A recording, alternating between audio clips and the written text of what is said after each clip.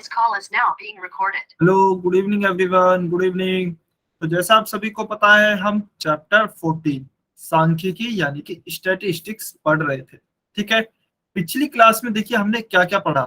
सबसे पहले हमने पढ़ा था कि डेटा क्या होता है या फिर ऑब्जर्वेशन क्या होता है, जिसे कि हम क्या कहते हैं, आंकड़े कहते हैं। ठीक है, या फिर प्रेक्षण भी कहते हैं। फिर हमने देखा था कि फ्रीक्वेंसी क्या होता है, जिसे कि हम बारंबारता कहते हैं। उसके बाद हमने मीन यानी कि माध्य पढ़ा था। किसका माध्य पढ़ा था? हमने अनग्रुप्ड डेटा, अनग्रुप्ड डेटा यानी कि अवर्गीकृत आंकड़ों का माध्य पढ़ा था। ठीक है, अभी हम किसका माध्य पढ़ेंगे? अभी हम पढ़ेंगे ग्रुप्ड डेटा का, ग्रुप्ड डेटा यानी कि वर्गीकृत आंकड़ों का। ठीक है, तो ये हम अभी पढ़ेंगे, वर्गीकृत आंकड़ों का माध्य किस प्रकार से ज्ञात किया जाता है। उससे पहले हमने पिछली क्लास में यह भी देखा था कि आखिर हम अनग्रुप्ड डेटा को यानी कि अवर्गीकृत आंकड़ों को वर्गीकृत आंकड़ों में क्यों बदलते हैं। क्योंकि अवर्गीकृत आंकड़े जो होते हैं वह बहुत ज्यादा हो जाते हैं और उन्हें हैंडल करना या फिर मैनेज करना बहुत मुश्किल हो जाता है। इसलिए हम अवर्गीकृत डेटा को या फिर आंकड़ों को ग्रुप्ड डेटा यानी कि वर्गीकृत आंकड़ों में बदलते हैं। ठीक है, तो हम पढ़ेंगे वर्गीकृत आंकड़ों का माध्य। और वर्गीकृत आंकड़ों का माध्य पढ़ने के लिए हमें क्या क्या चीजें पता होनी चाहिए, सबसे पहले हम एक बार उन्हें देख लेते हैं। तो सबसे पहले आपका आता है वर्ग अंतराल, जिसे कि हम क्लास इंटरवल बोलते हैं। अब क्लास इंटरवल क्या होता है? मान लीजिए आपके स्कूल में 1000 विद्यार्थी पढ़ते हैं। सभी विद्यार्थियों को एक ही कक्षा में पढ़ा पाना असंभव है। ऐसा तो नहीं है कि 1000 बच्चे हैं तो सबको एक ही क्लास में पढ़ा दें। तो इसी कारण हम क्या करते हैं, विद्यार्थियों को अलग अलग कक्षाओं या फिर कक्षाओं को हम वर्ग कह सकते हैं, तो अलग अलग कक्षाओं, वर्गों या फिर ग्रुप्स में बांट दिया जाता है। जैसे कि कक्षा 1 हो गई, कक्षा 2 हो गई, इस प्रकार से सभी बच्चों को अलग अलग कक्षाओं में बांट देते हैं।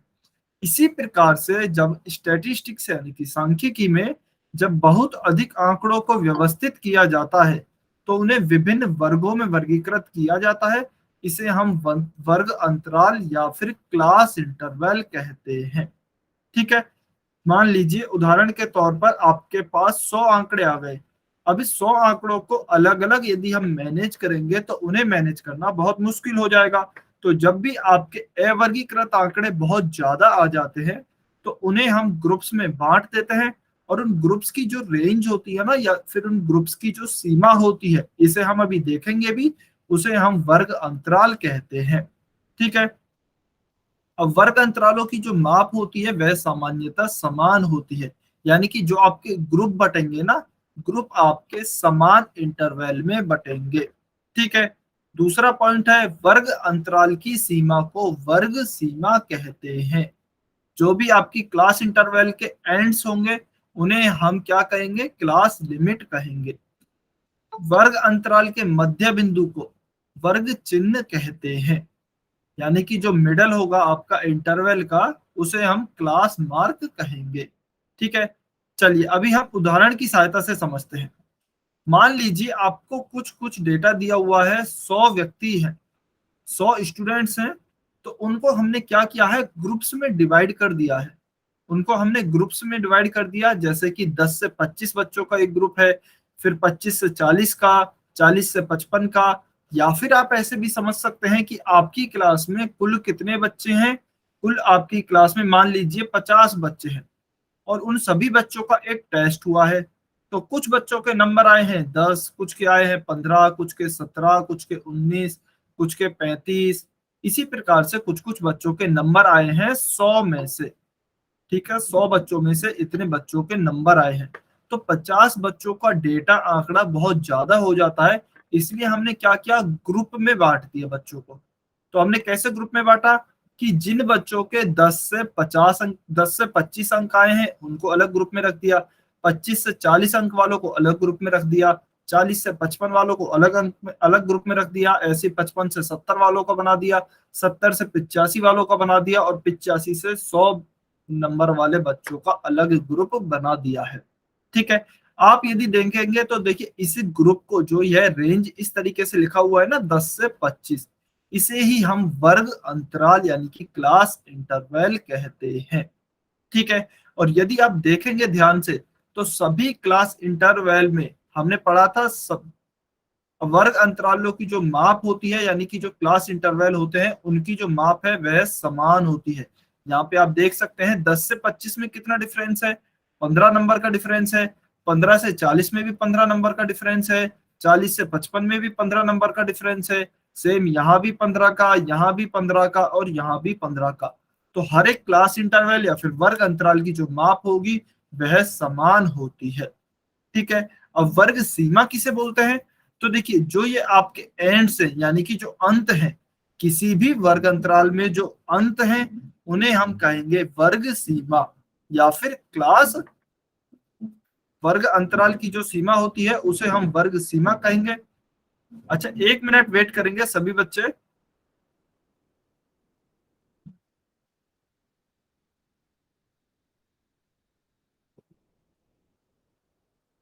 चलिए, तो हम पढ़ रहे थे वर्ग अंतराल। वर्ग अंतराल में हमने देखा वर्ग अंतराल की जो माप होती है वह समान होती है, और वर्ग अंतराल के जो एंड होते हैं, ये जो अंत होते हैं ना, इन्हें कहते हैं हम वर्ग सीमा या फिर क्लास लिमिट। ठीक है, क्लास लिमिट या फिर वर्ग सीमा कहेंगे। तो इसकी यदि आपसे वर्ग सीमा पूछी जाए तो क्या है?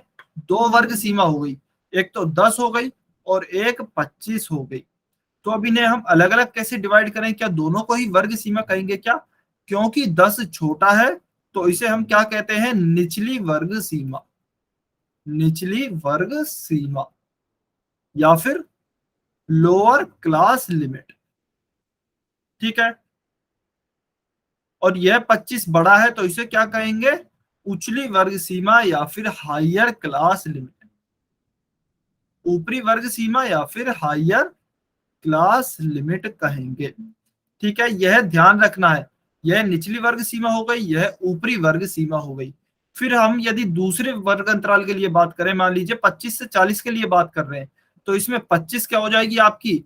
निचली वर्ग सीमा, और 40 आपकी हो जाएगी ऊपरी वर्ग सीमा। सेम ऐसे ही 40 से 55 के लिए, 55 से 70 के लिए। तो अलग अलग वर्ग अंतराल के लिए हम अलग अलग वर्ग सीमा निचली और ऊपरी निकाल सकते हैं। ठीक है। तो निचली वर्ग सीमा क्या हो गई हमारी? 10, और ऊपरी हो गई हमारी 25। ठीक है, यह आपको ध्यान रखना है। चलिए, अभी हम आगे चलते हैं। इसी वर्ग अंतराल में ऊपरी वर्ग सीमा में आने वाली जो प्रेक्षण है उसे वर्ग अंतराल में नहीं गिना जाता है। देखिए, यह बहुत इंपॉर्टेंट है। अभी आप कंफ्यूज हो रहे होंगे कि सर यहाँ भी 10 से 25 लिखा है और यहाँ भी 25 से 40 लिखा है, तो 25 दोनों में आ रहा है। तो जिस बच्चे के 25 नंबर आए हैं उसे किस ग्रुप में बैठाया जाएगा? पहले वाले ग्रुप में या फिर दूसरे वाले ग्रुप में? ठीक है। तो 25 आप देखेंगे तो देखिए इसका अंतिम पॉइंट है, यानी कि ऊपरी वर्ग सीमा है। तो ऊपरी वर्ग सीमा को कभी भी इस ग्रुप में नहीं गिना जाता। तो इस 25 को किस में गिना जाएगा? इस दूसरे वाले ग्रुप में गिना जाएगा। ठीक है। ऐसे ही 40 को इस वाले ग्रुप में नहीं गिना जाएगा, यहां पर गिना जाएगा। 55 को किस में गिना जाएगा? इसमें नहीं गिना जाएगा, यहां पर गिना जाएगा। 70 को यहां नहीं गिना जाएगा, यहां गिना जाएगा। 85 को यहां नहीं गिना जाएगा, यहां गिना जाएगा। तो जो भी आपकी ऊपरी वर्ग सीमा होगी उसमें आने वाले प्रेक्षण उस वर्ग अंतराल में नहीं गिने जाएंगे, वो अगले में गिने जाएंगे जिसमें कि वो निचली वर्ग सीमा बन जाती है। ठीक है। क्या यहां तक आपको समझ में आया? सभी स्टूडेंट्स को वाई और एन लिखकर बताइए जल्दी से। आपके वर्ग अंतराल क्या होते हैं, वर्ग सीमा क्या होती है, निचली वर्ग सीमा क्या होती है, ऊपरी वर्ग सीमा क्या होती है, यह सभी क्लियर है? ठीक है, वेरी गुड, बहुत अच्छे। तो ऊपरी वर्ग सीमा को हम नहीं गिनेंगे जबकि निचली वर्ग सीमा को गिनेंगे। ठीक है। अपर क्लास नहीं गिननी है, upper class limit, lower class limit हमेशा गिननी है। चलिए, तो एक उदाहरण के तौर पर यदि मुझे एक संख्या 25 को हमें आवंटित करना है, यानी कि इसे किसी क्लास इंटरवल में बिठाना है, तो हम इस वाले में बिठाएंगे, ना कि इस वाले में। ठीक है, तो ये सभी को ध्यान रखना है। अभी चलिए, अभी हम पढ़ते हैं वर्ग चिन्ह यानी कि मध्य बिंदु, जिसे हम, ठीक है। अच्छा, मैम ने करवा रखा, कोई बात नहीं, हम रिवीजन हो जाएगा। जिन बच्चों को नहीं आता है उन्हें फिर से आ जाएगा। ठीक है, एक बारी वो पढ़ लेंगे तो उन्हें ध्यान आ जाएगा। तो क्लास मार्क या फिर वर्ग चिन्ह क्या होते हैं? जो भी आपका वर्ग अंतराल होता है उसका जो मध्य बिंदु होगा वह कहलाएगा आपका वर्ग चिन्ह, जिसे इंग्लिश में क्या कहेंगे? Class mark. ठीक है, अभी मान लीजिए हमने उदाहरण लिया था इन वर्ग अंतरालों का, तो इसमें क्या है 10 से 25 तक है, फिर 25 से 40, 40 से 55, इस तरह के वर्ग अंतराल है। तो इनका हमें मध्य बिंदु निकालना है, क्योंकि इनका जो मध्य बिंदु होगा वर्ग अंतराल का वही हमारा क्या कहलाता है? क्लास मार्क या फिर वर्ग चिन्ह कहलाता है। तो इनका मध्य बिंदु कैसे निकालेंगे? इनका मध्य बिंदु हम मीन या फिर औसत निकालकर निकालते हैं। कैसे निकालते हैं? मीन या फिर औसत निकालकर हम इनका मध्य बिंदु ज्ञात करते हैं। तो कैसे ज्ञात करेंगे? क्या फॉर्मूला आएगा? क्लास मार्क का आपका फॉर्मूला आता है या फिर मध्य बिंदु का फॉर्मूला आता है upper class limit plus lower class limit बटा 2। यानी कि आपको इसे जोड़ना है, आपको इसे जोड़ना है और उसमें 2 का भाग देना है। ठीक है, तो मान लीजिए अभी मैं इसके लिए 10 से 25 के लिए मैं वर्ग चिन्ह यानी कि क्लास मार्क निकालना चाहता हूं, तो कैसे निकालूंगा? मेरे लोअर लिमिट क्या है? यहाँ पर लोअर लिमिट है 10, तो 10, अपर लिमिट क्या है? 25, तो 10 प्लस 25 और डिवाइड कर दूंगा 2 से। तो क्या आएगा? 10 प्लस 25 बटा 2। 10 प्लस 25 हो गया आपका 35 बटा 2, तो आपका उत्तर आएगा 17.5। तो 17.5 आपकी इस वर्ग अंतराल के लिए क्या हो गया? वर्ग चिन्ह हो गया है। ठीक है, यह आपका क्लास मार्क हो गया 17.5। चलिए, तो इसी प्रकार हम सभी शेष वर्ग अंतरालों के वर्ग चिन्ह ज्ञात करेंगे। ठीक है, तो शेष वर्ग अंतरालों के वर्ग चिन्ह यदि हम ज्ञात करें तो इसका हो गया 17.5, इसका 32.5 कैसा आएगा? 25 प्लस 40 बटे 2, यह हो जाएगा आपका 65/2, और जब 65/2 करेंगे तो 32.5 आएगा। सेम इसी प्रकार से आपको इन सभी के क्या निकालने हैं? वर्ग चिन्ह निकाल लेने हैं या फिर क्लास मार्क निकाल लेने हैं। ठीक है, यह कहाँ काम आएंगे? यह अभी आगे काम आएंगे। चलिए, तो देखिए अभी हमने पढ़े हैं वर्ग अंतराल के बारे में पढ़ा है। अब वर्ग अंतराल, वर्ग चिन्ह, वर्ग सीमा ये कहाँ काम आएंगी? तो ये सभी आपका माध्य निकालने में काम आती हैं। ठीक है, मीन निकालने में काम आएंगी। तो मीन निकाल, देखिए हमने 2 डेटा या फिर 2 तरह के आंकड़ों के माध्य निकाले हैं। पिछली क्लास में हमने जो सीखा था वह सीखा था अवर्गीकृत आंकड़ों का। अब अवर्गीकृत आंकड़ों में भी 2 प्रकार के आंकड़े थे। एक तो वह था जिनमें की बारंबारता थी, ठीक है, जिनमें बारंबारता दी गई थी। एक वह था जिनमें बारंबारता नहीं दी गई थी। जिनमें बारंबारता नहीं दी गई थी उसमें कौन सा फॉर्मूला लगाया था? ध्यान करना है, आंकड़ों का योग बटे आंकड़ों की संख्या, यह वाला फॉर्मूला लगाया था। और जिनमें बारंबारता है उनमें क्या फॉर्मूला लगाया था? f1x1 plus f2x2 plus f3x3 plus ऐसे ही करते जाना है बटा f1 plus f2 plus f3। तो यह तो था हमारा पूरा अवर्गीकृत आंकड़ों का माध्य। अभी हम निकाल रहे हैं वर्गीकृत आंकड़ों का माध्य। वर्गीकृत यानी कि ग्रुप में हमें डेटा दिया होगा और ग्रुप में डेटा को किस प्रकार से उनका मीन निकाला जाता है हम अभी वह पढ़ने वाले हैं। तो उसके कुछ मेथड आते हैं। ठीक है, वर्गीकृत आंकड़ों के आपके पास माध्य निकालने के लिए कुछ तरीके होते हैं, जिनमें कौन कौन से आते हैं? सबसे पहला आता है प्रत्यक्ष विधि। सबसे पहले क्या आती है? प्रत्यक्ष विधि, जिसे कि हम क्या कहते हैं? डायरेक्ट मेथड, जो कि हम अभी पढ़ने वाले हैं। उसके बाद दूसरी विधि आपने सुनी होगी, कल्पित माध्य विधि। दूसरी विधि कौन सी होती है? कल्पित माध्य विधि। और तीसरी विधि आती है आपकी पग विचलन विधि। ठीक है, तो हम एक एक करके इन मेथड्स को पढ़ेंगे। तीनों ही मेथड एक दूसरे से रिलेटेड है और बहुत ही आसान है। यदि आप ध्यान से समझेंगे, थोड़े लंबे होते हैं लेकिन आसान होते हैं, तो धीरे धीरे स्टेप बाय स्टेप हम चलेंगे। सबसे पहले हम पढ़ते हैं प्रत्यक्ष विधि। क्या कि प्रत्यक्ष विधि क्या होती है? तो देखिए, हमें एक एग्जाम्पल दिया गया है जिसमें हमें फिर से वही एग्जाम्पल है कि 100 में से कुछ बच्चों के नंबर दिए गए हैं। 10 बच्चों के नंबर है, सॉरी 10 नंबर है एक बच्चे के, फिर 20 नंबर है एक बच्चे के, 36 नंबर 3 बच्चों के हैं, 40 नंबर 4 बच्चों के हैं, 50 नंबर 3 बच्चों के हैं। इस प्रकार से हमें डेटा दिया गया है। चलिए, तो क्या आप इस डेटा को देखकर बता सकते हैं क्या यह हमारा अनग्रुप्ड डेटा है या फिर ग्रुप्ड डेटा है, यानी कि क्या यह अवर्गीकृत है या फिर वर्गीकृत है। तो देखिए, ग्रुप्ड डेटा को निकाल देखने का सबसे अच्छा आसान तरीका क्या होता है कि आपके आंकड़े हैं ना एक अंतराल में दिए जाएंगे, एक रेंज में दिए जाएंगे, जैसे कि 20 से 25 या फिर 30 से 40, इस तरीके से एक रेंज दी जाएगी, यानी कि एक आपको अंतराल दिया जाएगा। यहाँ पर क्या आपको कोई भी अंतराल दिख रहा है क्या? आपके ऑब्जर्वेशंस यानी कि आंकड़ों में कोई भी अंतराल नहीं है, इसलिए यह हमारे अवर्गीकृत आंकड़े हैं। ऑलरेडी वैसे आपको लिख कर दिया गया है, और यदि नहीं भी लिख कर दिया जाता तो आपको इसको देखकर पहचानना आना चाहिए कि क्या यह वर्गीकृत है या फिर अवर्गीकृत है। ठीक है, अभी आपसे कहा जाए कि इनका माध्य निकालिए, तो देखिए हो सकता है कुछ बच्चे किस तरीके से निकालेंगे। सर F1 मान लीजिए, यह x1 इसे मान लेता हूं, x2 इसे मान लेता हूं, x3 इसे, इसी तरीके से हम इन्हें x मान लेते हैं, और ये हमारा क्या हो गई, फ्रीक्वेंसी यानी कि बारंबारता भी दी गई है, तो F1 F2 F3 F4 ऐसे हो गई। तो कुछ बच्चे क्या हो सकता है, फॉर्मूला लगा सकते हैं, F1 x1 plus F2 x2 plus F3 x3 plus dot dot dot divided by F1 plus F2 plus F3। तो यह हो जाएगा हमारा x बार का मान, यानी कि माध्य का मान। इस प्रकार से निकाल सकते हैं, जो कि सही भी है, इसमें कोई भी गलती नहीं है, आप बिल्कुल ऐसे निकाल सकते हैं। लेकिन यह थोड़ा लंबा मेथड पड़ेगा। थोड़ा लंबा मेथड क्यों पड़ेगा? क्योंकि आपको इन सभी को एक एक बार गुणा करना है। ठीक है, तो गुणा करना पड़ेगा, उसके बाद फिर नीचे आपको जोड़कर इनमें भाग भी देना है, तो थोड़ा लंबा तरीका पड़ता है। इसलिए हम ग्रुप्ड डेटा पर गए हैं। तो ग्रुप्ड डेटा में इसे कैसे सॉल्व करेंगे? हमने इन सभी को ग्रुप में बांट दिया।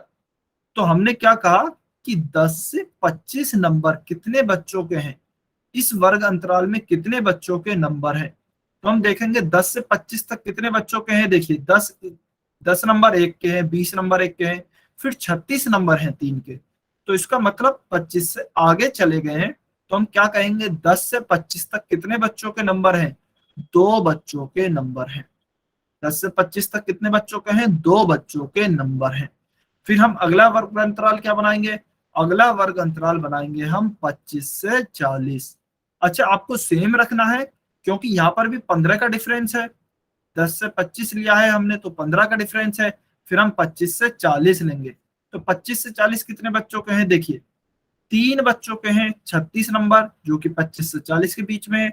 40 नंबर हैं 4 बच्चों के। लेकिन आपको ध्यान रखना है, देखिए यहाँ इंपॉर्टेंट बात आती है, 40 को हम इस वर्ग अंतराल में काउंट नहीं करेंगे, क्योंकि यह इसकी ऊपरी वर्ग सीमा है। हमने पढ़ा है ऊपरी वर्ग सीमा को इसमें काउंट नहीं करते।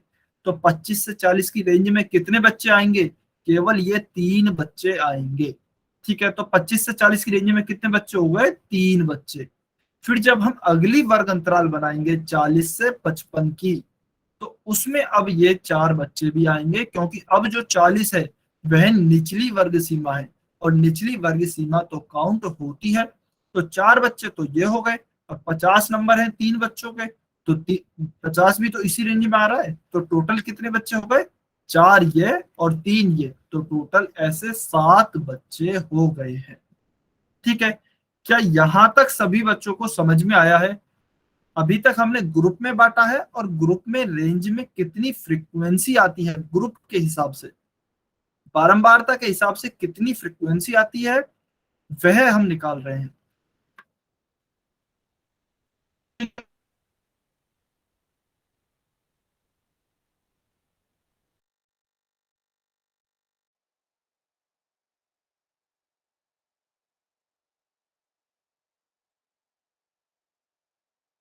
आएगा और 4 यह आएगा, सॉरी अच्छा 4 यह नहीं आएगा, क्योंकि यह ऊपरी वर्ग सीमा है। तो 4 को हम यहाँ पर काउंट नहीं करेंगे, 4 को अगले वर्ग अंतराल में काउंट करेंगे, जो कि 40 से 55 वाला होगा। ठीक है, 4 यह आएगा और 3 यह आएगा, तो टोटल कितने हो जाएंगे, 7 हो जाएंगे। फिर 55 से 70 में देखेंगे, तो देखिए 55 से 70 में एक तो 56 वाला आएगा जिसमें 2 बच्चे आएंगे, 60 वाला आएगा जिसमें कि 4 बच्चे आएंगे, 70 वाला नहीं आएगा, क्योंकि 70 यहाँ पर ऊपरी वर्ग सीमा है। तो इसमें कितने बच्चे आने चाहिए, 2 तो यह, 4 यह, तो 2 + 4 इसमें आएंगे टोटल 6 बच्चे। ठीक है, तो यह आ गए आपके टोटल 6 बच्चे। 70 से 85 में कौन से आएंगे? 4 बच्चे ये आएंगे, एक बच्चा ये आएगा, एक बच्चा ये आएगा। फिर 88 है, 85 से ज्यादा हो गया, तो इसमें टोटल कितने बच्चे आएंगे? 4 + 1 + 1 टोटल 6 बच्चे। और बाकी बच्चे कुछ बच्चे 85 से 100 में आएंगे। तो टोटल बच्चे कौन से बच्चे रह गए? 2 3 1, और ये टोटल 6 बच्चे 85 से 100 में आएंगे। तो हमने क्या किया है, हमें यह डेटा दिया गया था जो कि अवर्गीकृत था। सबसे पहले हमने इस वाले पूरे डेटा को, जो भी हमारे आंकड़े दिए गए हैं, उन्हें ग्रुप में बांटा, और ग्रुप के हिसाब से कितनी बारंबारता आएगी, कितनी फ्रीक्वेंसी आएगी, वह हमने निकाल ली है। ठीक है, यहां तक हमने सॉल्व कर लिया है इस क्वेश्चन को। अभी देखिए, हमारे पास अब यह नई टेबल आ गई है जिसमें कि वर्ग अंतराल है और विद्यार्थियों की संख्या है। अब हम माध्य कैसे निकालेंगे? तो चलिए अब हम इसका माध्य निकालते हैं। ठीक है, माध्य निकालने के लिए आपको सबसे पहले क्या करना है, स्टेप्स ध्यान रखनी है। पहली स्टेप क्या हुई है अभी तक? सबसे पहली स्टेप हुई है कि हमारा जो भी अवर्गीकृत डेटा था, अवर्गीकृत आंकड़ों को वर्गीकृत आंकड़ों में बदला है। उसके बाद क्या किया है स्टेप 2 में? वर्गीकृत आंकड़ों के हिसाब से, वर्गीकृत आंकड़ों के हिसाब से हमने बारंबारता निकाली है, यानी कि फ्रीक्वेंसी निकाली है। उसके बाद तीसरी स्टेप क्या कर रहे हैं? तीसरी स्टेप हम करेंगे यह जो हमारा वर्गीकृत डेटा निकाला है ना हमने, वर्गीकृत आंकड़े जो हैं, इन वर्गीकृत आंकड़ों का हमें क्या निकालना है? हमें इनके वर्ग चिन्ह निकालने हैं, हमें इनके वर्ग चिन्ह निकालने हैं। अच्छा, वर्ग चिन्ह हम क्यों निकाल रहे हैं? तो अभी देखिए, आपको पता है, मान लीजिए अभी ये मेरे क्या हो गए हैं, क्लास है, यानी कि ये तो ऑब्जर्वेशन ही तो है, तो ऑब्जर्वेशन है तो मैंने x मान लिया इनको, और यहाँ पर ये फ्रीक्वेंसी है, बारंबारता है, तो इसे f मान लिया। अब जब मैं f1 x1 करूंगा तो मेरे सामने समस्या यह आ रही है कि इस 2 का गुणा मैं किससे करूं, 10 से करूं या फिर 25 से करूं? इन दोनों में से किससे गुणा करूं मैं f1 x1 का? अभी तक अवर्गीकृत आंकड़ों में क्या होता था, जो कि हमने पीछे देखे थे, यदि हम अवर्गीकृत आंकड़ों से निकालें तो मैं 10 से सीधा सीधा गुणा कर देता था 1 से। लेकिन अभी ग्रुप्ड डेटा में या फिर वर्गीकृत आंकड़े में मेरे सामने समस्या है कि मैं 2 का गुणा किससे करूं, यानी कि बारंबारता का गुणा किससे करूं। इसलिए हम क्या करते हैं, इन दोनों को ना लेकर, इन दोनों को ही ना लेकर हम इनके मध्य बिंदु को लेते हैं, और इनके मध्य बिंदु को हम वर्ग चिन्ह कहते हैं। इसलिए हम इनका सबसे पहले वर्ग चिन्ह निकालेंगे। ठीक है, तो इन सब का हमने वर्ग चिन्ह निकाल लिया। वर्ग चिन्ह कैसे निकालते हैं? ऊपरी सीमा प्लस निचली सीमा बटा 2, यानी कि इन दोनों को जोड़कर आपको 2 से भाग कर देना है। ठीक है, तो हमने इन सब की क्या निकाल ली, वर्ग सीमा निकाल ली है। ठीक है, अभी आगे कैसे सॉल्व करेंगे?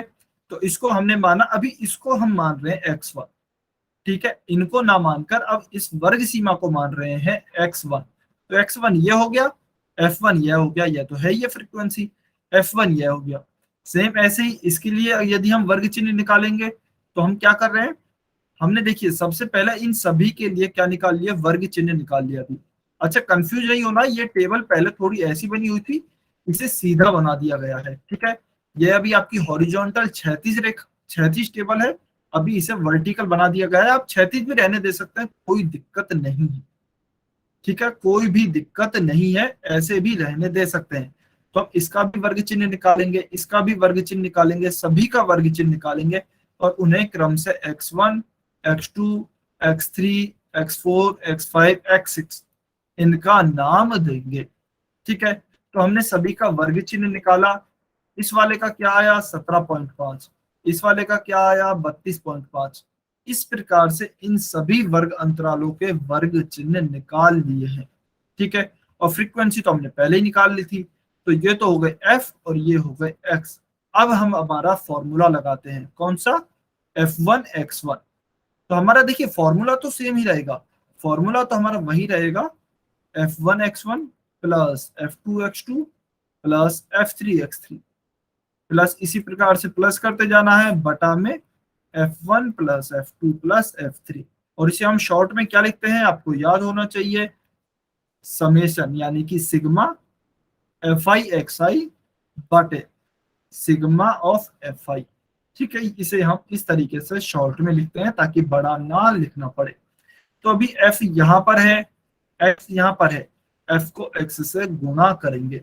तो चलिए गुणा करते हैं। तो यहाँ पर इसमें हमने एफ और एक्स को, इनको आपस में गुणा किया है सभी को, इन सभी एफ को और एक्स को, यानी कि फ्रीक्वेंसी और ऑब्जर्वेशन को आपस में गुणा किया, तो हमारे पास ये वैल्यूज आई। ठीक है, तो अब क्या करेंगे, सभी को जोड़ देंगे इन एफ एक्स को, और हमने एफ को भी जोड़ दिया। फॉर्मूला अभी हमने पढ़ाई है, सभी एफ आई एक्स आई का सम बटे सभी एफ यानी कि फ्रीक्वेंसी का सम, यानी कि बारंबारताओं का योग।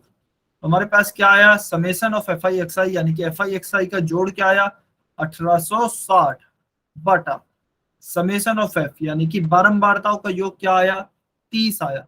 तो इसका भाग करेंगे 30 से, तो हमारे पास उत्तर क्या आएगा, हमारे पास उत्तर आएगा 62 यानी कि 62। जब आप 1860 का 32 से भाग करेंगे तो 62 आएगा। और यह जो आपकी विधि रही है, इस विधि को हम कहते हैं प्रत्यक्ष विधि, जिसे इंग्लिश में कहते हैं डायरेक्ट मेथड। ठीक है, तो देखिए आपको स्टेप्स याद होनी चाहिए, स्टेप्स हमने क्या क्या करी हैं। सभी बच्चे एक बार ध्यान से स्टेप्स को देखेंगे। सबसे पहले हमें अवर्गीकृत डेटा दिया गया था, उसे सबसे पहले हमने वर्गीकृत डेटा में यानी कि वर्गीकृत आंकड़ों में बदला है। ठीक है, उसके बाद हमने क्या किया है, वर्गीकृत आंकड़ों के लिए हमने बारंबारता लिखी है। ठीक है, वर्गीकृत आंकड़ों के हिसाब से हमने बारंबारता लिखी। उसके बाद क्या किया, हमारे सामने समस्या आई, यदि हम इसको x मान लेते हैं तो हम एफ एक्स निकालेंगे, जब f का x से गुणा करेंगे तो इस f का गुणा किससे करेंगे, 10 से करें या 25 से करें। तो हमने कहा दोनों को छोड़ो, इनके बीच के बिंदु से करेंगे। तो हमने इनके बीच के बिंदु निकाल दिए, जिसे हमने वर्ग चिन्ह कहा, और अब हमने इसे x कहा, ना कि इसे। ठीक है, क्योंकि हमें परेशानी आ रही थी गुणा करने में, इसलिए हमने इसे x कहा। तो अभी हमने इनके सभी के वर्ग चिन्ह निकाल लिए, मध्य बिंदु निकाल लिए। ठीक है, अब हमने निकाला एफ आई एक्स आई, इसका इससे गुणा किया, इसका इससे गुणा किया, तो हमारे पास सभी एफ आई एक्स आई आ गए। यह कौन सा होगा, यह होगा आपका F1 X1, यह होगा आपका F2 X2, यह होगा आपका F3 X3, इसी प्रकार से आगे तक होंगे। तो इन सभी को जोड़ा, F1 X1 plus F2 X2 plus F3 X3, उसका मान आया 1860। तो हमने 1860 लिखा, फॉर्मूला वही लगाया है, F1 X1 plus F2 X2 plus F3 X3 upon या फिर divide by F1 plus F2 plus F3। तो हमारी बारंबारताओं का जोड़ कितना आया 30, इसमें हमने 30 से भाग दिया है, तो हमारा उत्तर कितना आया 60 उत्तर आया है, 60 आया है। इसे हम क्या कहते हैं, डायरेक्ट मेथड या फिर प्रत्यक्ष विधि कहते हैं। ठीक है, क्या प्रत्यक्ष विधि सभी बच्चों को समझ में आई। y और n लिखकर बताना है, कुछ भी डाउट है तो बेटा पूछ लेना है। सभी बच्चे कमेंट करके बताएंगे, ईमानदारी से कमेंट करना है, ईमानदारी से बताना है सभी बच्चों को।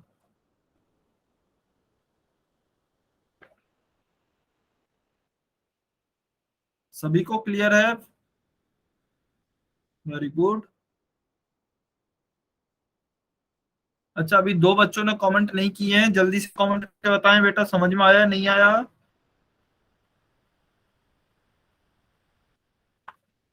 जल्दी से कमेंट करके बताइए। ठीक है, सभी को क्लियर है। ठीक, तो अभी देखिए हमें क्वेश्चन दिया गया है, निम्नलिखित सारिणी 35 नगरों की साक्षरता दर प्रतिशत में दर्शाती है। तो हमें माध्य साक्षरता दर ज्ञात करनी है। तो हमें इस बार जो डेटा है ना, वो डेटा ही हमें ग्रुप में दिया गया है, यानी कि हमारी पहली स्टेप तो खत्म ही हो गई, जो कि हम अवर्गीकृत डेटा को वर्गीकृत डेटा में बदलते थे। तो वो स्टेप तो अभी खत्म हो गई, ये हमें पहले से ही ग्रुप में दिया गया है। तो हम क्या करेंगे, सबसे पहले तो हम इनका मध्य बिंदु निकालते हैं, यानी कि वर्ग चिन्ह निकालते हैं। तो हमने वर्ग चिन्ह निकाला, वर्ग चिन्ह क्या आया, इस वाले का क्या आया, इसका आया आपका 50, इसका आया 60, इसका आया 70, इसका आया 80। ठीक है, इसे हमने बोला x। अभी फिर हम क्या करेंगे, f का x से गुणा करेंगे, F1 X1 plus F2 X2, इस तरीके से टेबल बनाएंगे, तो ये सारी हमारी f x आ गए। ठीक है, पहला क्या होगा इसमें, यह वाला होगा f1x1, यह होगा f2x2, यह होगा f3x3, यह होगा f4x4 और यह होगा f5x5। अभी क्या करेंगे, क्योंकि हमारा जोड़ जो होता है वह होता है इन सभी का जोड़ बटा इनका जोड़। ठीक है, इनका जोड़ तो निकाल लिया 35 आया, इनका जोड़ निकालते हैं कितना आएगा, तो इनका जोड़ आया 2430, इन्हें जोड़ने पर आया 2430। अब हम कह देंगे जो फॉर्मूला होगा एक्स बार यानी कि माध्य का फॉर्मूला क्या आएगा, f1x1 प्लस f2x2 प्लस बिंदु बिंदु बिंदु बटा f1 plus f2 plus dot dot dot. ठीक है, तो एक्स बार का मान क्या हुआ, यहाँ पर सॉल्व कर रहे हैं इसे, ऊपर वाले का मान क्या है, सभी का जोड़ 2430 आया, तो 2430 बटा बारंबारताओं का योग कितना आया 35। तो 2430 में जब 35 से भाग देंगे तो हमारे पास क्या उत्तर आएगा 69.428 यानी कि 69.428। तो हम कह देंगे कि उसका माध्य क्या हो गया, उसका माध्य हो गया है 69.428। ठीक है, सभी को यह एग्जाम्पल क्लियर हुआ, क्या सभी बच्चों को एग्जाम्पल समझ में आया। इसमें आपको बल्कि पहले जो एग्जाम्पल सॉल्व किया था उससे आसान ही है, क्योंकि इसमें हमें वर्गीकृत आंकड़ों में बदलने की जरूरत नहीं पड़ी है, पहले से ही हमें वर्गीकृत आंकड़े दिए गए हैं। ठीक है, अच्छा मैं बिल्कुल एक एक कैलकुलेशन नहीं करा रहा हूं, इसीलिए नहीं करा रहा हूं, आप सोच रहे होंगे कि गुणा भाग तो सर करा ही नहीं रहे, ताकि आपका ज्यादा से ज्यादा टॉपिक कवर हो सके। ठीक है, अदरवाइज पूरा टाइम निकल जाएगा और आपका कुछ भी कवर नहीं हो पाएगा। इसलिए थोड़ा हम तेज पढ़ रहे हैं ताकि जो मेन कॉन्सेप्ट है उसे अच्छे से समझ सके। ठीक है, यदि किसी स्टूडेंट को कहीं पे भी डाउट आता है कोई भी कैलकुलेशन में, गुणा भाग में, तो आपको पूछ लेना है। ठीक है, डाउट में नहीं रहना है। चलिए, तो यह तो हो गया हमारा डायरेक्ट मेथड। अभी देखिए, कभी कभी जब xi और fi के मान बड़े होते हैं ना, तो xi और fi का गुणनफल काफी जटिल हो जाता है, यानी कि कॉम्प्लेक्स हो जाता है। जैसे कि उदाहरण के तौर पे हम देखते हैं, अभी यहाँ पर क्या है, यह 50 है, 50 का गुणा हम 3 से कर रहे हैं तो क्या आ रहा है 150 आ रहा है, फिर 10 का गुणा 60 से कर रहे हैं तो क्या आ रहा है 600 आ रहा है। यह तो चलिए अभी आपका फिर भी डेटा छोटा आ रहा है।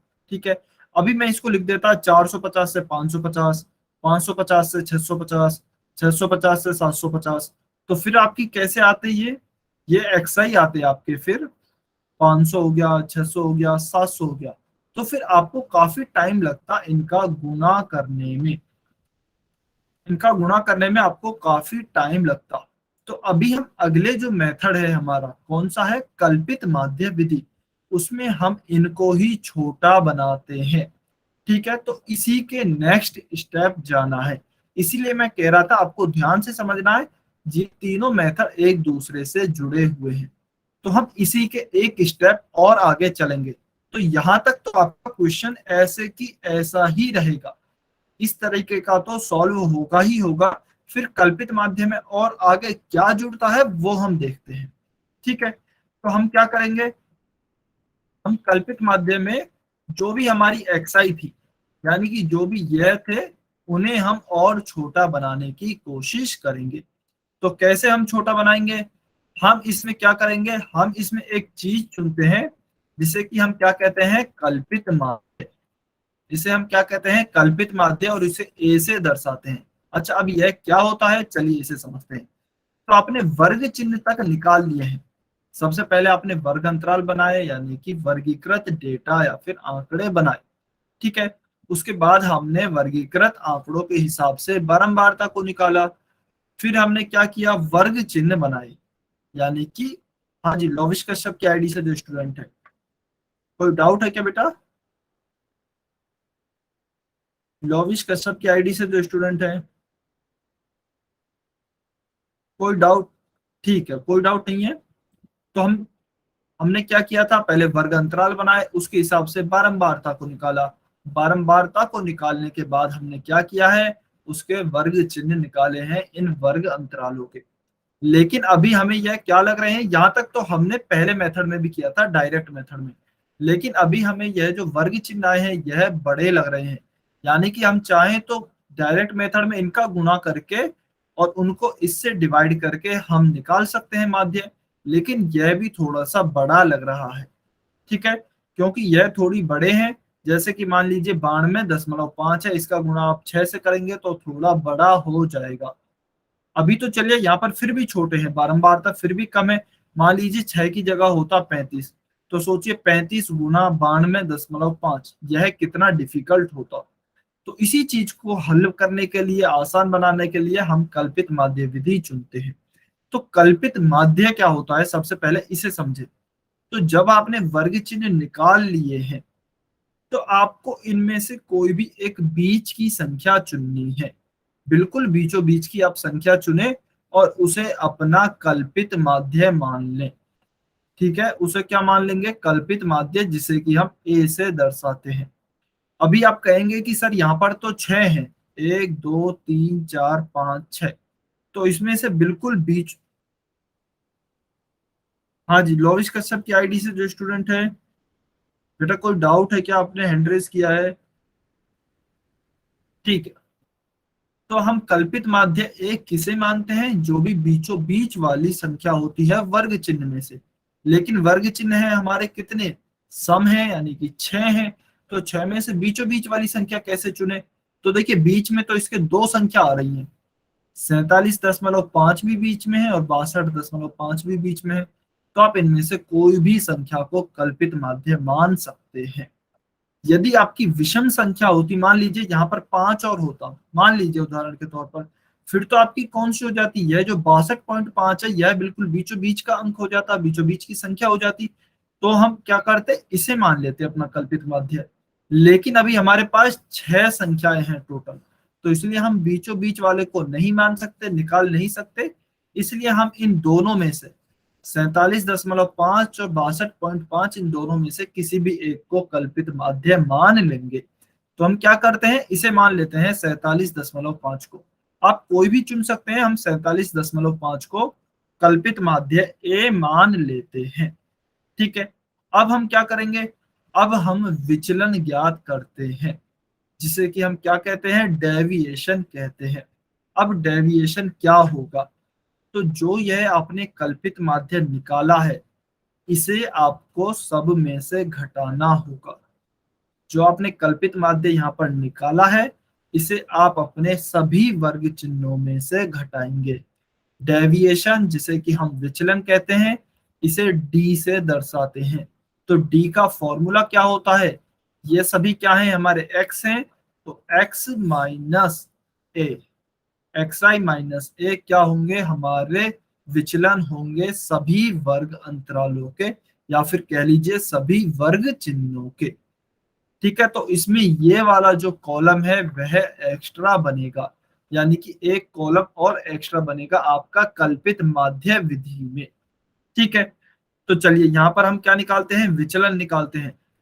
विचलन का फॉर्मूला हमने देखा, एक्स आई माइनस ए होगा। तो सबसे पहले इसके लिए विचलन निकालते हैं। इसके लिए विचलन क्या होगा, इसके लिए विचलन होगा 17.5 माइनस, इस कल्पित माध्य को घटाएंगे 47.5। जब 17.5 में से 47.5 को घटाएंगे तो क्या आएगा, माइनस का 30 आएगा, ठीक है, माइनस का 30 आएगा, आप चाहे घटा के देख लेना।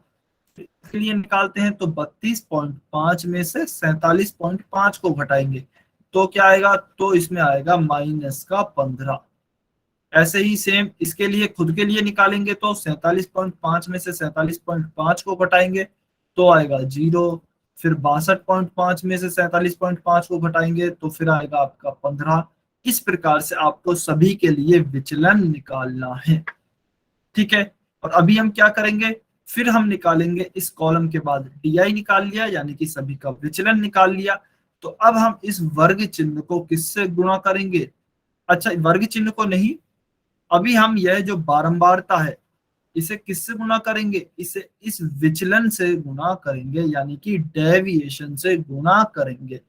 अब आप कहेंगे फायदा क्या हुआ, देखिए ध्यान कीजिए, जब हमने प्रत्यक्ष विधि पढ़ी थी तो हम इस बारंबारता को डायरेक्ट इस वर्ग चिन्ह से गुणा कर रहे थे। तो इस प्रत्यक्ष विधि में हमें क्या करना पड़ता, इस 6 का गुणा इस 92.5 से करना पड़ता।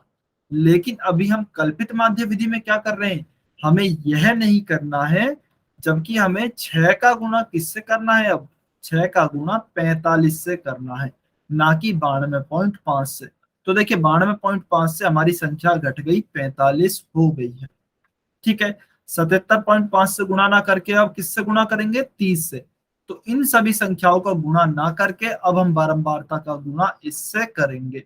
तो हम एक कॉलम बनाएंगे एफ आई डी आई, यानी कि बारंबारता का गुणा इस विचलन से करेंगे।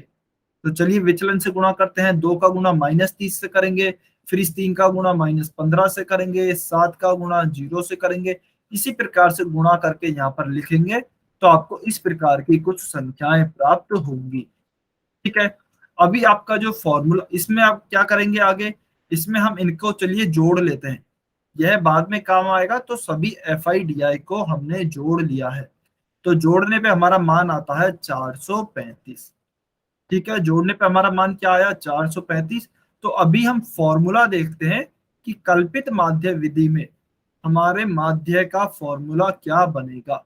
तो यदि आप फॉर्मूला देखेंगे तो आपका फॉर्मूला जो आता है, अच्छा आप डायरेक्ट याद रखें ये वाला फॉर्मूला, जो भी माध्य का फॉर्मूला आएगा वह आएगा A plus summation of F I D I, summation of F D, यानी कि बारंबारता का विचलन से गुणा, divided by summation of F I, यानी कि बारंबारता का योग।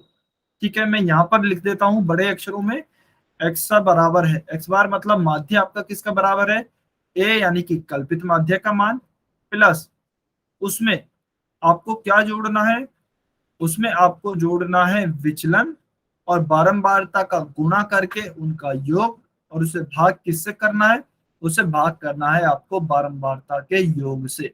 ठीक है, ध्यान रखने वाली बात क्या है यहाँ पर, यह जो भाग है इसको आप पहले करेंगे, जोड़ेंगे बाद में, क्योंकि यह लाइन केवल जो भाग वाली लाइन है ये केवल एफ डी के नीचे है, इस ए के नीचे नहीं है।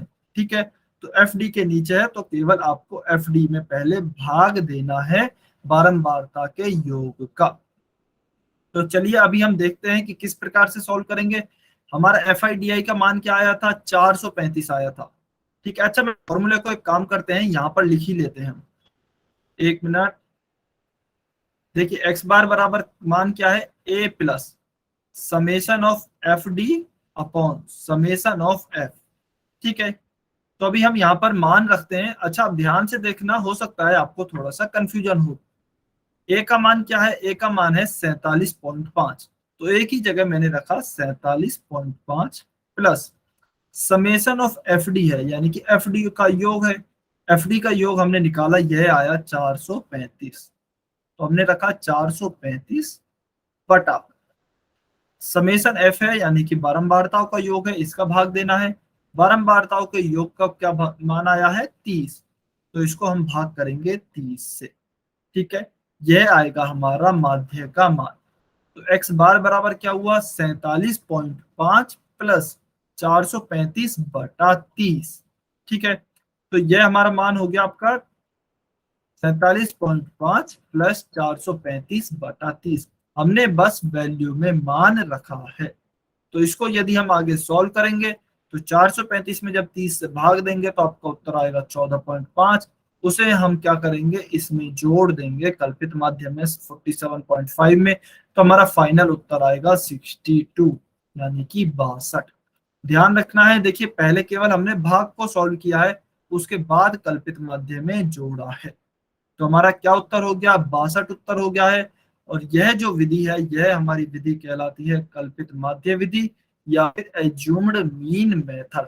एज्यूम्ड मीन क्यों, क्योंकि हमने कल्पित माध्य जो ए माना था 47.5, ये हमने एज्यूम ही तो किया था, माना ही तो था, जबकि हमने यह क्लास मार्क यानी कि वर्ग चिन्ह की टेबल बनाई थी, तो हमने बीच वाली संख्या को ही तो कल्पित माध्य माना था, इसीलिए हम इसे कहते हैं एज्यूम्ड मीन मेथड। ठीक है, अभी बताइए क्या आपको समझ में आया या कोई भी डाउट है, कोई भी डाउट है तो बेटा पूछ लेना है।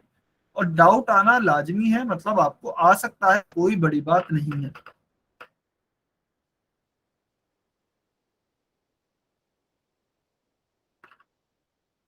सभी को समझ में आया क्या?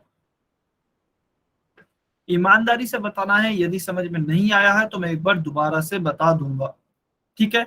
लेकिन पूरा क्वेश्चन बता पाने में थोड़ा टाइम चला जाएगा, इसलिए यदि आपका कहीं पे छोटा भी डाउट है तो आप डाउट पूछिए अपना, लेकिन डायरेक्ट स्टेप बता दीजिए कि सर मुझे इस स्टेप में समझ नहीं आया है, ठीक है? सभी को क्लियर है, सभी को समझ में आ गया है? कोई भी ऐसा स्टूडेंट नहीं है क्या जिसे समझ में नहीं आया?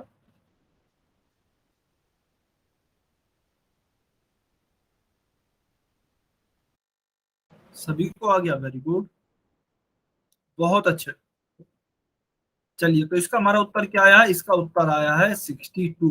और ये हमारी क्या है? ये हमारी कल्पित माध्य विधि है, ठीक है? अच्छा देखिए, अभी हम एक बारी थोड़ा सा देखते हैं कि डिफरेंस क्या क्या रहा है। आपको शायद समझ में आ गया होगा, हम थोड़ा सा देखते हैं कि आखिर इनमें डिफरेंस क्या क्या रहा है। यदि हम इसको डायरेक्ट मेथड से करना चाहते या फिर प्रत्यक्ष विधि से करना चाहते तो उसमें क्या डिफरेंस आता। देखिए, जब भी हम प्रत्यक्ष विधि से करते तो इसे हम यहां तक बनाते, ठीक है? और फिर इनका गुणा इससे करते, यानी कि f का गुणा x से करते, क्योंकि उसमें फॉर्मूला क्या होता था? उसमें फॉर्मूला होता था summation of F I X I बटा समेशन ऑफ f। यह हमारा फॉर्मूला होता था। लेकिन कल्पित माध्यम में आपका फॉर्मूला क्या है? फॉर्मूले याद रखने बेटा, फॉर्मूले इंपॉर्टेंट है। कल्पित माध्यम में आपका फॉर्मूला है एक्स बार बराबर A plus summation of F I D I upon summation of F. तो यह आपके अलग अलग फॉर्मूले हैं, ठीक है? आप फॉर्मूले याद रखेंगे ना, उसी से समझ जाएंगे। कल्पित माध्यम में आपने ये याद रखा तो आपको पता है कि यार मुझे एफ आई डी आई भी निकालना पड़ेगा, ठीक है? मुझे ए यानी कि कल्पित माध्य भी मानना पड़ेगा। लेकिन आप प्रत्यक्ष विधि में यदि आपको फॉर्मूले याद है, हाँ जी बताइए, लक्ष्य भारद्वाज की आईडी से जो स्टूडेंट हैं, कुछ बोलना है कि आपको? अनम्यूट करके बता दीजिए।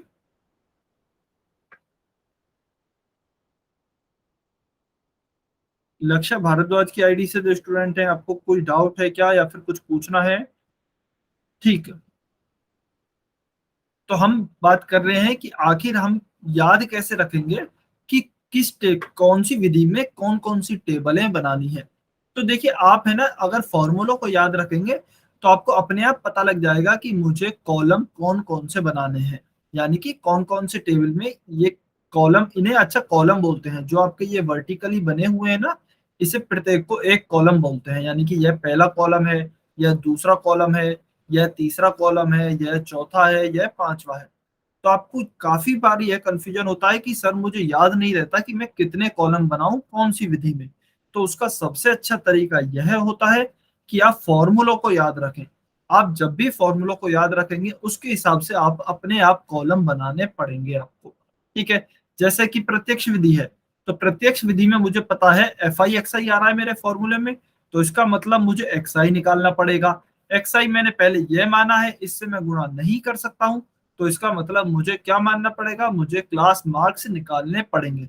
तो मैंने क्लास मार्क्स निकाले, अब मैं एफ आई एक्स आई निकाल सकता हूँ क्या? बिल्कुल। और समीशन एफ भी निकाल सकता हूँ। तो यहाँ, तो इसका मतलब मेरा यहीं तक कॉलम बनाने में काम हो गया है, मुझे इसके आगे जाने की जरूरत नहीं है। लेकिन जब हम कल्पित माध्य विधि में आएंगे तो इसका फॉर्मूला ही क्या होता है? A plus summation of F I D I बटा समेशन ऑफ एफ, यानी कि बारंबारता का योग और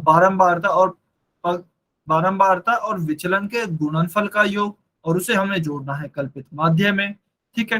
तो आप फॉर्मूले से ही पता लगा सकते हैं। यहाँ पे ए आ रहा है तो इसका मतलब आपको ए भी मानना होगा। एफ आई डी आई है, डी आई क्या होता है? डी का मतलब है डेविएशन, यानी कि विचलन। तो आपको विचलन भी निकालना होगा, विचलन का आपको बारंबारता से गुणा भी करना होगा। तो आप यदि फॉर्मूले याद रखते हैं, कुल मिला के कहने का मतलब यही है कि यदि आप फॉर्मूले याद रखते हैं तो फॉर्मूले से ही आपको पता लग जाएगा कि मुझे कौन कौन से कॉलम बनाने होंगे, ठीक है? चलिए, अभी यदि कोई भी स्टूडेंट का कुछ भी डाउट है तो आप अपना डाउट पूछ सकते हैं। अच्छा, अगली विधि जो है, अगली जो भी विधि है पग विचलन विधि, ठीक है? उसके लिए टाइम तो नहीं बचा है, लेकिन आप यदि उसे खुद से पढ़ेंगे या फिर जो भी टीचर ने आपको स्कूल में पढ़ाया होगा, उसमें आप एक चीज नोटिस करेंगे कि उसमें हम इससे भी एक स्टेप और आगे जाते हैं। हमने FIDI निकाल लिया, यानी कि डेविएशन निकाल लिया है। अच्छा, 1 मिनट में इरेज करके बता देता हूं। तो उसमें हम क्या करते हैं, हमने देखिए जो भी हमारा डायरेक्ट मेथड था उसमें हम यहां तक गए, इस वाले कॉलम तक गए। फिर हमने क्या पढ़ा, कल्पित माध्य विधि। इसमें हम एक स्टेप और आगे गए, हमने डेविएशन निकाला, विचलन निकाला। अब जब हम पग विचलन विधि पढ़ेंगे ना, तो इसमें एक स्टेप और आगे जाएंगे। अब वह स्टेप क्या होगी, देखिए यहीं से थोड़ा सा समझ लेते हैं। आप इनमें से किसी भी एक चीज से, कोई भी एक अंक से, या फिर सॉरी एक संख्या से इस विचलन को डिवाइड करेंगे। यह जो विचलन आया है ना, इसको डिवाइड करेंगे, तो वहां पे एक और कॉलम बनेगा जिसमें कि आप इस विचलन को किसी एक संख्या से, कौन सी संख्या होगी, इनमें से बीच वाली संख्या होगी, तो इनमें से किसी एक संख्या से उसे भाग करेंगे। ठीक है, तो मान लीजिए अभी मुझे पग विचलन में करना हो जाए, तो मैं एक कॉलम और बनाऊंगा, और वह कॉलम किसका होगा, उस कॉलम में किसी एक संख्या से भाग दूंगा। वह संख्या क्या होगी, ऐसी कॉमन संख्या जिसका भाग इन सभी में चला जाए।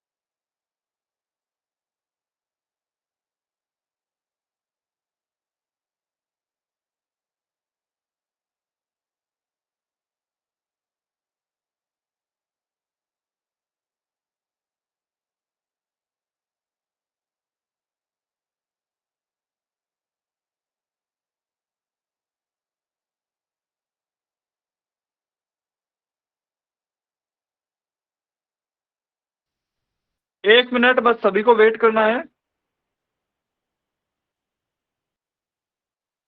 1 मिनट में अभी स्क्रीन दिखेगी।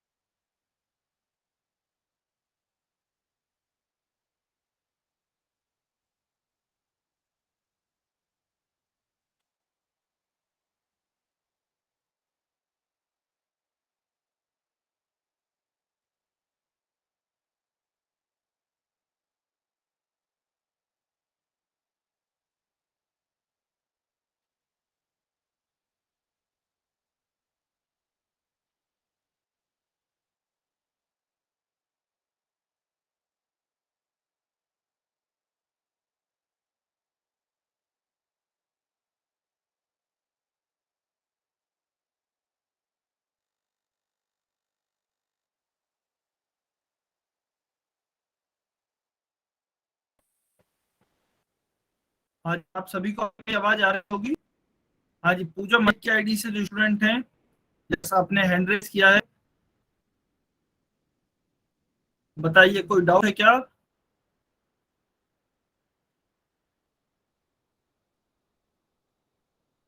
1 मिनट, शायद अभी आपको स्क्रीन नहीं दिख रही होगी।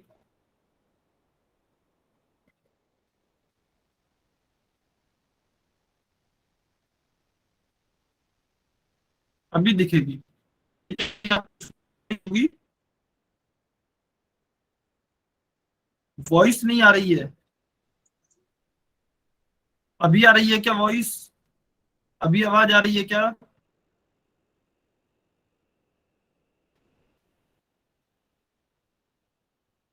अभी आ रही है क्या आवाज। ठीक है, चलिए तो आज की क्लास को हम यही समाप्त करते हैं, टाइम भी हो गया है। ठीक है, सभी बच्चे इसको एक बारी कल रिकॉर्डिंग को जरूर देखेंगे।